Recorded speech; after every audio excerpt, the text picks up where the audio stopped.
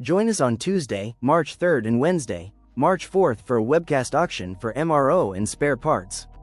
The auction begins both days at 9 a.m. Central Time.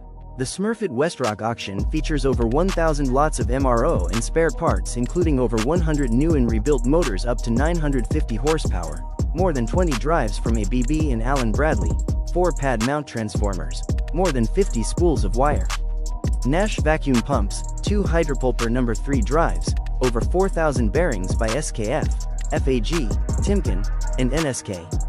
Gearboxes, valves, pumps, Allen Bradley, ABB, GE boards, modules, components, shipping containers, new stainless pipe, never installed square D-ISO flex gear, hoists, electrical and mechanical spares, hardware, screens, refiner plates and much more.